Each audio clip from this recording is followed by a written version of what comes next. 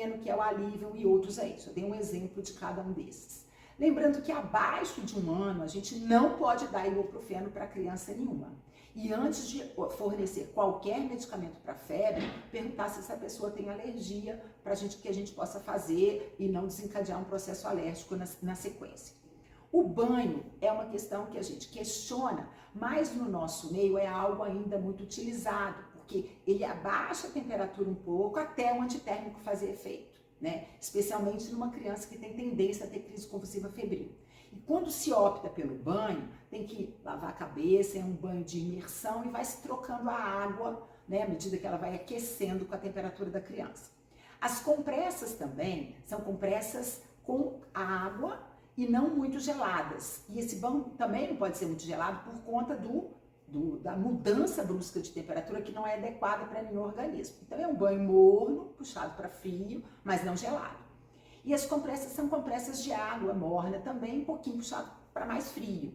Nada de usar compressa de álcool. Então não está correto utilizar a compressa de álcool nas dobras, porque o álcool desidrata a pele. Então daí é muito importante a gente, enquanto está dando medicamento, se tiver disponível alguma dessas ações, né, especialmente às vezes dentro da creche, para que se faça alguma coisa até o medicamento fazer efeito. Eu sei que na creche as meninas não podem administrar medicações, mas elas podem utilizar esses mecanismos até a criança ser conduzida à unidade básica de saúde. E aí, a outra forma de tratar, e ela é fundamental, é a lavagem das vias aéreas. Vocês sabem que as nossas vias aéreas são úmidas, né? E elas precisam ser úmidas para poder a gente fazer a troca e o acondicionamento do ar adequadamente.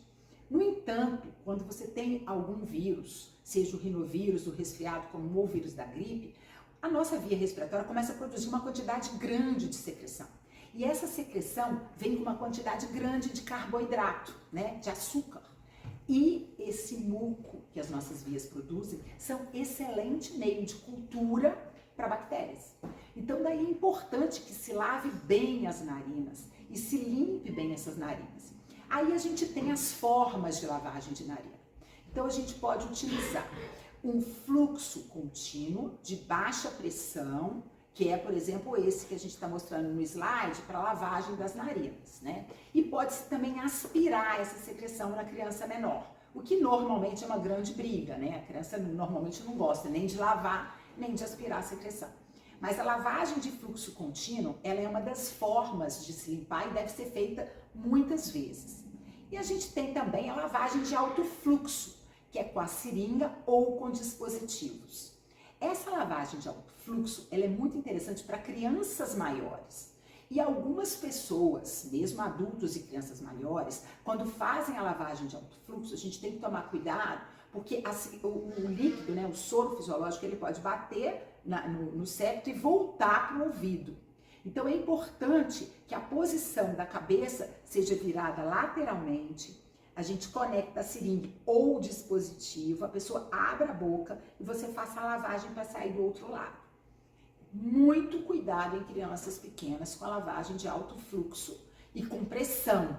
Essa pressão ela pode não ser boa para uma criança tão pequena quanto essa que está aí no slide, tá? Talvez fosse melhor nessa criança, a gente tem que ver se funciona bem, a lavagem de baixo fluxo, né? E sem pressão. Pode usar até um pouco mais de fluxo, mas sem pressão. O grande problema é a pressão. É a pressão jogar a secreção e voltar para o ouvido e predispor a uma otite. Aí tá uma lavagem de alto fluxo, que essa daí é um dispositivo chamado Lota, né? Ele pode ser em forma parece uma chaleirinha. Então ela tem alto fluxo, que o volume é grande, mas ela não tem pressão. Então você vira lateralmente, abre a boca e tenta inserir o soro fisiológico para sair do outro lado.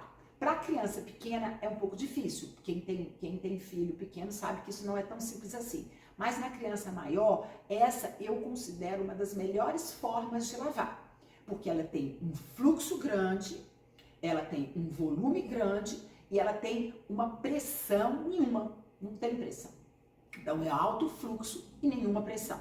Então essa é a melhor forma de se lavar quando a gente consegue, então, usar numa faixa etária e no adulto, para poder se livrar dessa secreção e reduzir as infecções bacterianas secundárias que vão acontecer, que seriam sinusites, otites.